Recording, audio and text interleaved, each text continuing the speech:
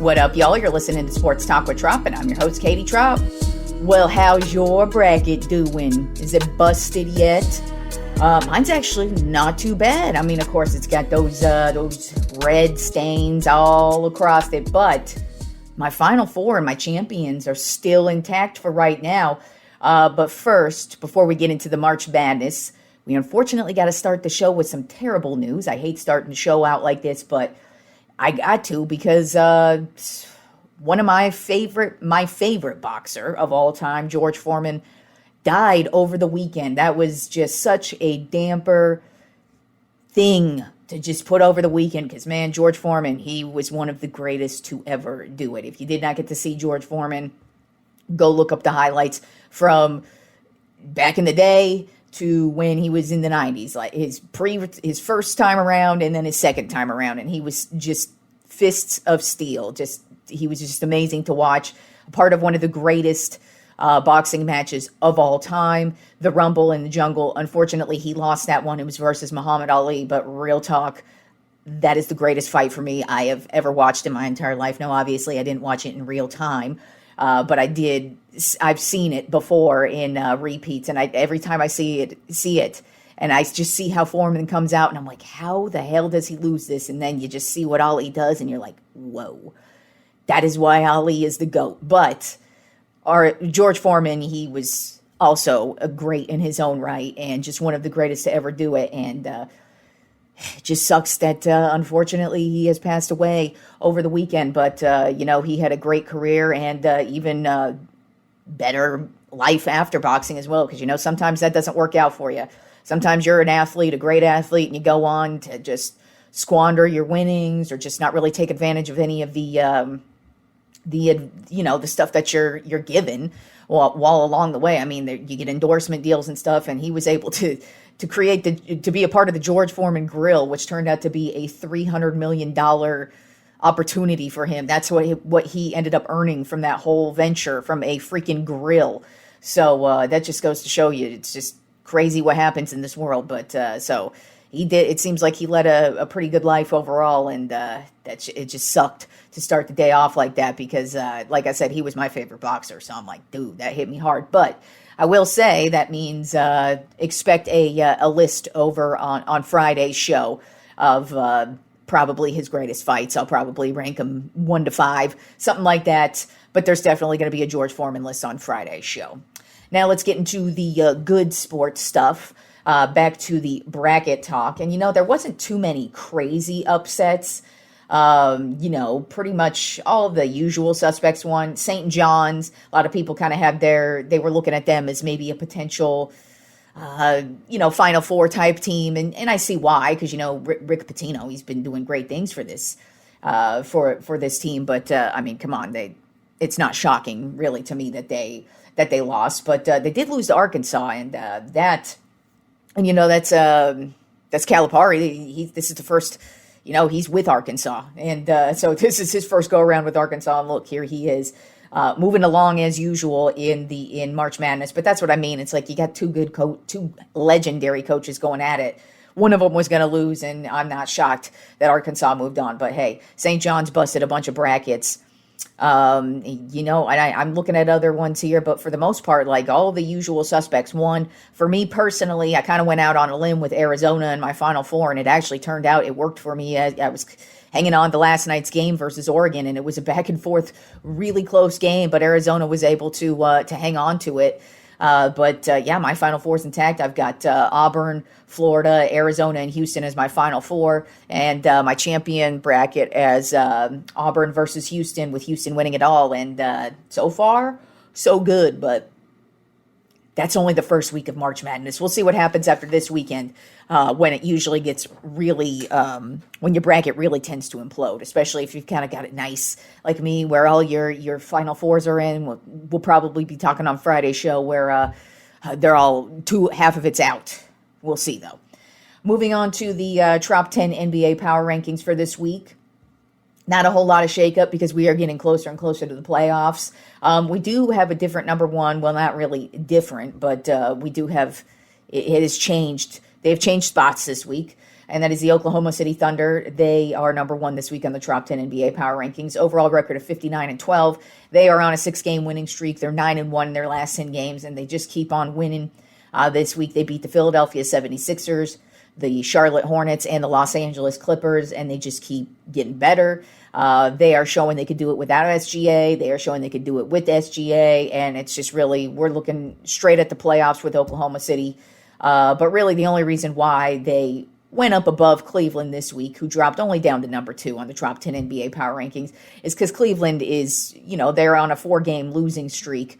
And they did bounce back in a game against Utah, but that just puts you down below Oklahoma City when we're playing these little onesie-twosie games between each other. So their little 4-game losing streak here has affected them in the power rankings, but overall they are locked, ready, and loaded for the playoffs. Overall record of 57-14, 6-4 in their last 10 games. This past week, they lost to the Clippers, they lost to the Kings, and they lost to the Phoenix Suns, but beat the Utah Jazz. But like I said, I still think they're just ready for the playoffs. It's just you don't like that kind of a losing streak after the 16-game winning streak. You definitely don't like a losing streak headed into the playoffs, but still, I think Cleveland's good. Then at number 3 on my Trop 10 NBA Power Rankings remains the Boston Celtics. Overall record of 52-19. They are on a 5-game winning streak, and they are 9-1 in their last 10 games. This past week, they beat the Brooklyn Nets, the Utah Jazz, and the Portland Trail Blazers. And basically, I kind of feel the same about the Celtics that I do as these last 2 teams that I just discussed, and that is they're just ready for a playoff run, and we'll see what happens in the postseason. It doesn't matter what they do in the regular season at this point. They're still pretty damn good.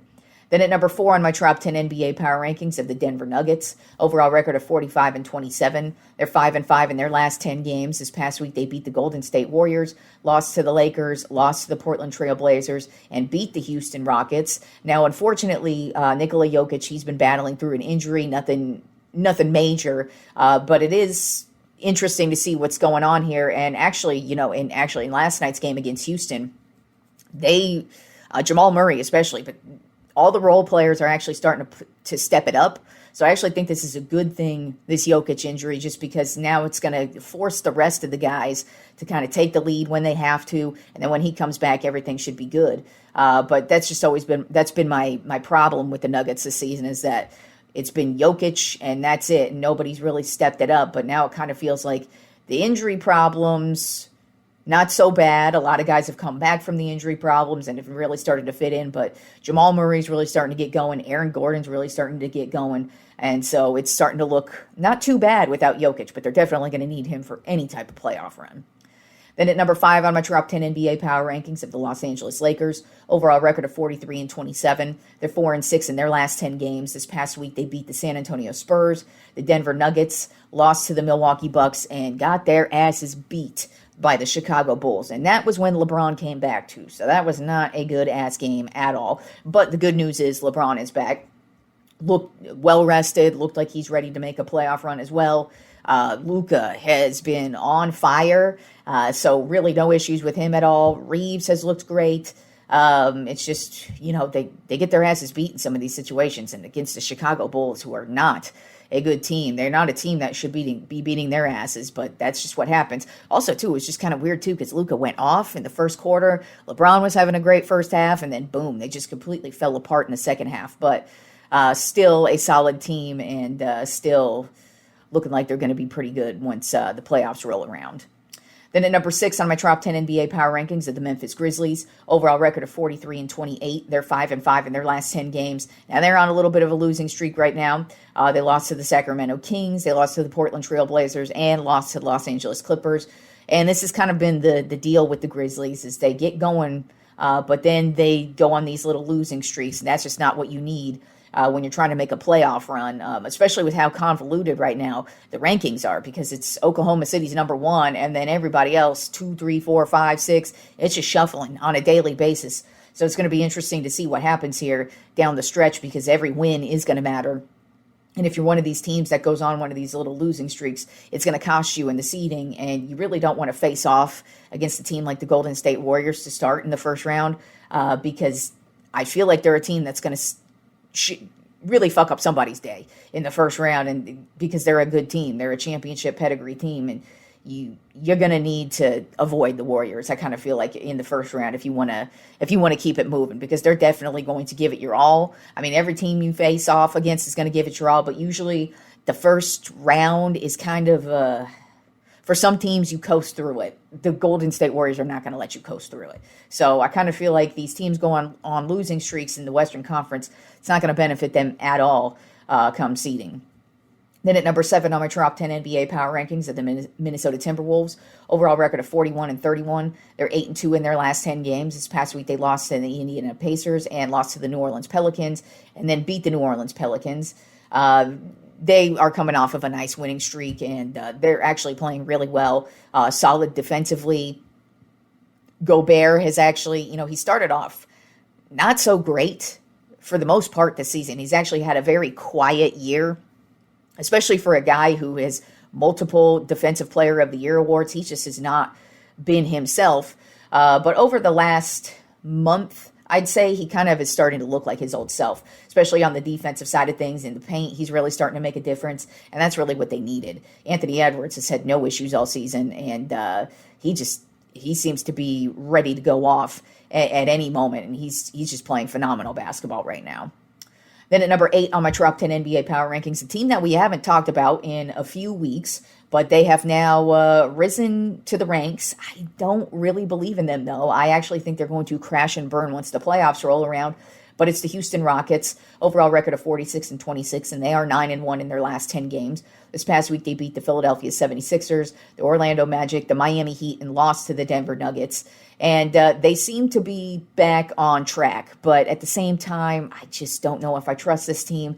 Their second half has been atrocious. They haven't really shown who they are up until the last about week and a half, 2 weeks. So they seem to be back in order. And I mean, hey, they are the number 2 overall seed, at least for now. But like I said, in the Western Conference, the number 2 seed on down, it's going to be a shuffle each and every week. But Houston has been a problem for a lot of teams this year. But I just personally kind of feel like they are going to be one and done, whoever they face in the first round. I just don't really believe in this team, which is why I've still been overlooking them, even though they've been starting to get going again. But that's why I still have Memphis and Minnesota above them, because I actually believe in them more than I believe in Houston, especially come playoff time and just with what's gone on in the second half. You can't just turn it on and then all of a sudden be great. But who knows? We'll see what happens.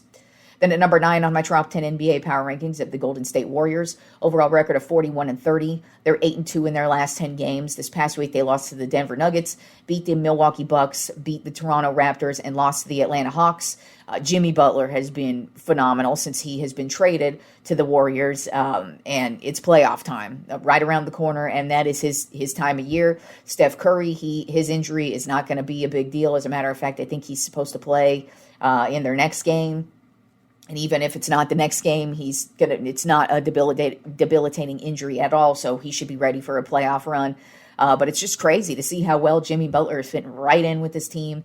And like I said, I feel like they're going to be a problem for whoever they face in the first round. Even if they don't beat you in the first round, they are going to work you. And that might not work out well for you moving on into the second round, because you might be too tired to win that series because Golden State worked your ass. So I just kind of feel like whoever gets Golden State in the first round does not want Golden State in the first round, because they are champions and they play great defensively, they play great offensively, and they have dudes who can make shit happen. And you got Jimmy Butler here who's fitting right in. He and Steph might make a great duo come playoff time. And then rounding out the top 10 NBA power rankings of the New York Knicks, overall record of 44-26. They're 4-6 in their last 10 games. This past week, they beat the Miami Heat, lost to the San Antonio Spurs, lost to the Charlotte Hornets, and beat the Washington Wizards. You could just tell this team has not been the same since Jalen Brunson got injured. And, lucky for them, they are in the Eastern Conference. They were able to get a lot of wins when Brunson was playing, but now they are not looking like a good team. They're barely getting by certain teams. And then, they do have these spurts where you're like, oh, wow, look, it's the Knicks. But, I mean, it just sucks that Jalen Brunson's injury just completely took the wind out of their sails, and it's probably never coming back for them, at least for this season. Even It's looking like Brunson should be back for the playoffs, but it's not a guarantee. But you're definitely going to want him back for the playoffs.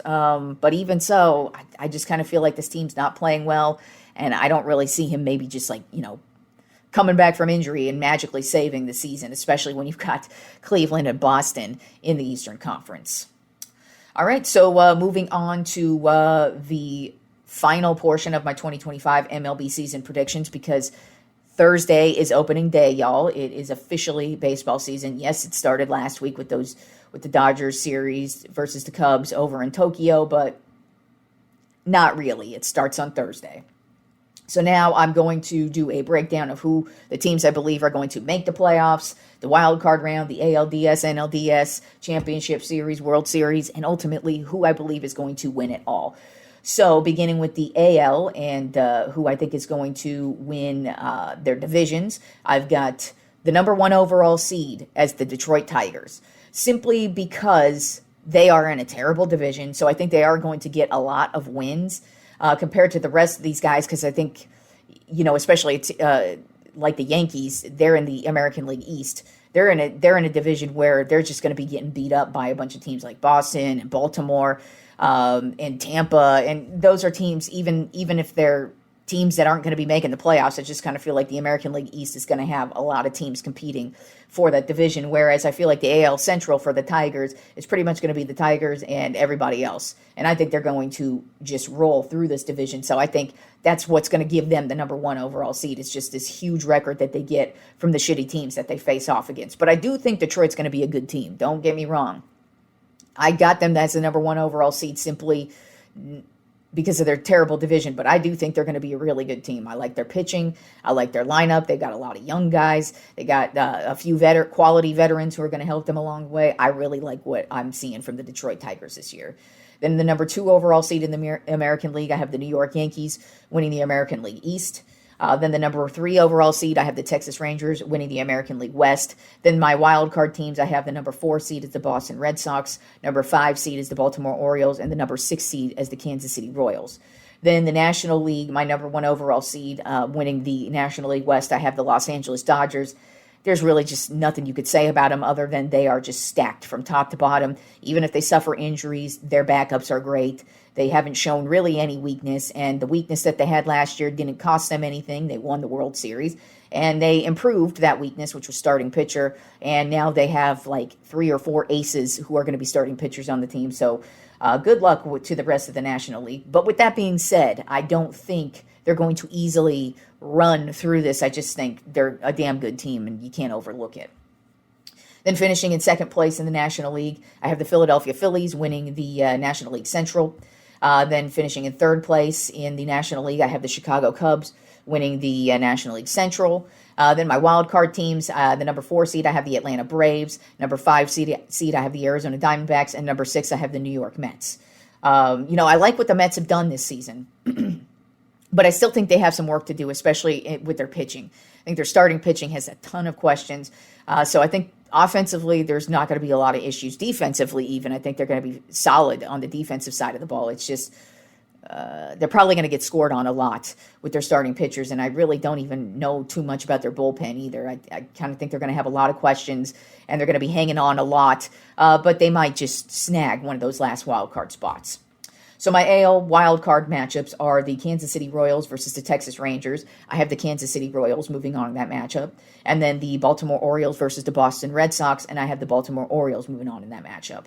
In the National League wildcard matchups, I have the New York Mets versus the Chicago Cubs. I have the Mets moving on in that matchup. And then the Arizona Diamondbacks versus the Atlanta Braves. I have the Braves moving on in that matchup. So my ALDS matchups are the Kansas City Royals versus the Detroit Tigers. I have the Tigers moving on in that one. And the Baltimore Orioles versus the New York Yankees, I have the Yankees moving on in that one. My NLDS matchups are the New York Mets versus the Los Angeles Dodgers. I have the Dodgers moving on in that one. And then the Atlanta Braves versus the Philadelphia Phillies. I have the Phillies moving on. Then my ALCS matchup is the New York Yankees versus the Detroit Tigers. And I have the Yankees winning. Like I said, I think it sucks that the Yankees suffered all their injuries to some key guys to start the season. But also at the end of the day, they still have a lot of guys who are going to contribute on this roster. And I just think they're not going to really run into many issues. And I still think they are a World Series competitor right out the gate. I don't think they're going to have any issues. I mean, they still have Aaron Judge. I mean, come on. And they really didn't suffer major issues with their batting lineup. I mean, yeah, Soto's a huge loss, but you gained Bellinger, you gained Goldschmidt, and you still have, I mean, you got Jazz Chisholm, who was playing great last year up until the point he got injured. After he got injured, he really was not the same. So this year he's coming in healthy. You still don't know really what he can do. So I actually think the Yankees are going to be fine. I actually like the moves they made as well at the starting pitching position as well. So I think they're going to be fine. The Detroit Tigers, I think they're just going to fall short just because I don't think they are there just yet. But I do think they're going to have a great year. And then my NLCS matchup, I have the Philadelphia Phillies versus the Los Angeles Dodgers. Now, like I said, just because the Dodgers have the best roster in the league doesn't mean they're going to automatically win the World Series. Yes, they're going to be a great team. Yes, they're going to be a difficult team for teams to beat, but that's the whole point of even playing sports just in general. There's always good teams, but the Philadelphia Phillies are a good-ass team too. As a matter of fact, there are probably 3 teams that I feel confident in that could actually beat the Dodgers in a 7-game series because they match up very well when it comes to, for example, the Phillies. They've got depth at the starting pitcher position as well. They also have 3 guys who are complete aces to start right off the bat. So you got them there. Their bullpen is fantastic as well. And they have a lot of solid guys who can kill it in the batting order. You got Schwarber, you got Harper, you got Trey Turner. Then, of course, defensively, they're fantastic as well. So I think the Philadelphia Phillies are one of those teams that could go toe-to-toe with the Dodgers roster-wise. And I actually just think it's the Philadelphia Phillies' time. So I think the Philadelphia Phillies are going to beat the Dodgers in the NLCS, and we will not see the Dodgers back in the World Series. So my World Series matchup is the New York Yankees versus the Philadelphia Phillies. And I have the Philadelphia Phillies winning it all. It's just, they've been that team that have been hovering the last 4-5 years. It just kind of feels like they made the World Series, lost. And then, they made it to the NLCS, lost. They made it to the NLDS, lost. And it's just, they're still a damn good team, but it's just like they're there hovering and then they just fall short for whatever reason. And I think this is going to be the year where they don't fall short. I actually think they're going to win it all. Like I said, with the Yankees, I don't think they're going to have a lot of problems, but I think the Philadelphia Phillies just overall, they match up well against anybody. They've got a really fantastic roster, even beyond the starters. They've got a great bench, and they've got a lot of depth, and I just think it's the Philadelphia Phillies' time to win the World Series. So that's who I have winning it all this year. I have the Philadelphia Phillies beating the New York Yankees in the World Series. So I did not take the Dodgers. I mean, that's an easy pick to go with. Obviously, they definitely are going to be in contention. But, you got to take into account injuries happen all the time. So who knows what's going to happen. But also not even just injuries. It's just you never know who's going to show up on what night, who's going to have the better pitching, who's going to have the better pitching night, who's going to have the better hitting night, who's going to choke on what night. You just never know what's going to happen in sports. So that's why I did not pick the Dodgers. I would not be shocked if they repeat. But, they've got a stacked roster. But like I said, so do the Phillies.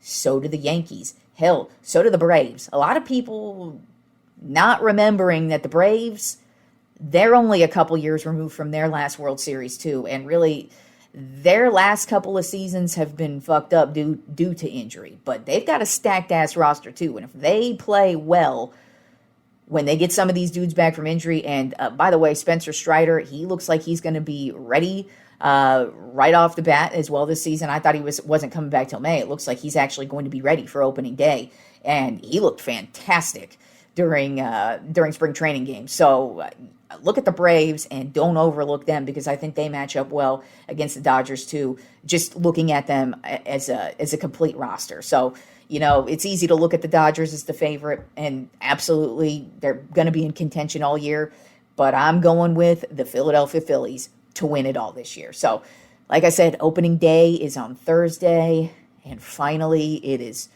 baseball every single day, which is exciting to me because I love baseball. And I always love the beginning of the season because you just never. It's always nice to see how things shape out as we move along. So enjoy opening day. Go San Francisco Giants. Excited to see what they've got on the horizon this year. Not expecting any miracles. Obviously, you did not hear I put them in any playoff contention, but I would not be surprised if they were able to maybe potentially grab one of those last wild card spots, but I definitely don't see them anywhere near the Dodgers level this year.